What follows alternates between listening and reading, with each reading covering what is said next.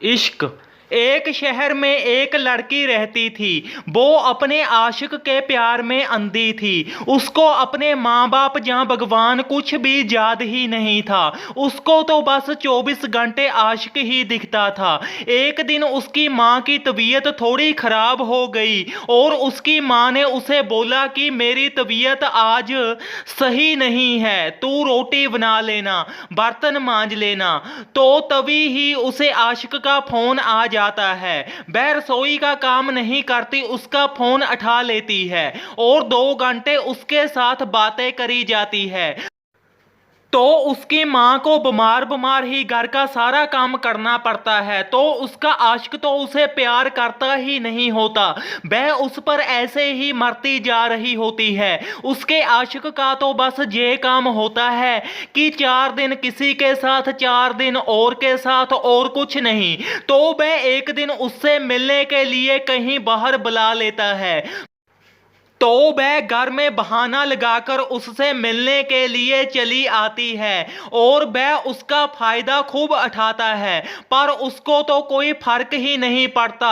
वो तो इश्क में अंधी होती है। फिर वह अपने साथ उसकी फोटो भी खींचता है और नेट पर वायरल कर देता है। जब उसे पता चलता है कि नेट पर मेरी फोटो आ गई है, तो पहले तो वह यकीन ही नहीं करती कि वो ऐसी हरकत कभी भी कर ही नहीं सकता। मगर जब वो उसका फोन फिर उठाता ही नहीं है, तो उसे शक हो जाता है कि ये सब उसी ने ही किया है।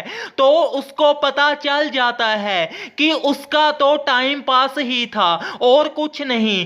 फिर इतने को उसे रास्ते में एक महापुरुष मिलते हैं। तो वह उनको बताती है कि मैंने उस लड़के पर यकीन किया था, उसे हमेशा के लिए ही अपना माना था, पर आज उसने मेरे साथ ऐसा किया। वह बोलती है कि मैं उससे बेइंतहा इश्क करती थी।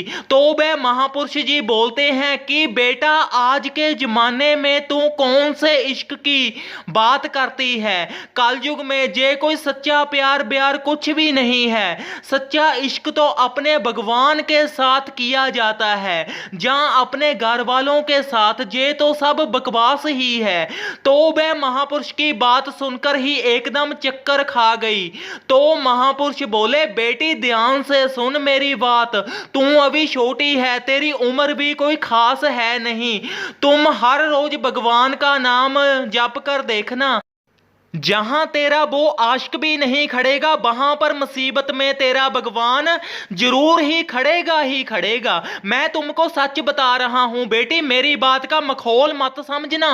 तो वह महापुरुष इतना कहकर वहां से चले जाते हैं और वह लड़की उनके सिद्धांतों पर ही चलना शुरू कर देती है, भगवान का नित्यनेम करती है। और जब वो किसी भी मुसीबत में होती है, तो सच में भगवान उसकी रक्षा भी करते हैं। तो वह महापुरुष को सलाम करती है कि अगर तुमने मुझे ये बातें ना बताई होती, तो मैं कब की बर्बाद हो गई होती। तो वह अपनी सारी जिंदगी ही भगवान से इश्क करती है।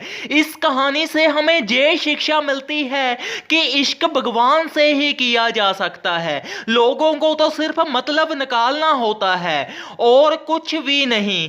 जैसे कि आपने इस कहानी में देखा कि वह लड़की कैसे अपने आशिक के पीछे पागल थी और उसे अपनी मां की सेहत का भी ख्याल नहीं था, बस उस लड़के की ही पड़ी थी। और उसने उसे क्या धोखा दिया, और फिर उस महापुरुष ने उसकी जिंदगी ही बदल डाली। उसने उसके कहने पर हर रोज ही भगवान का गुणगान किया और आज कुछ कल कुछ उसकी भगवान ने औखे वक्त में पूरी रक्षा की। क्या उसका आशिक उसकी इतनी रक्षा कर लेता? नहीं कर सकता था। इसलिए इश्क शब्द भगवान के लिए ही बना है, लोगों के लिए नहीं।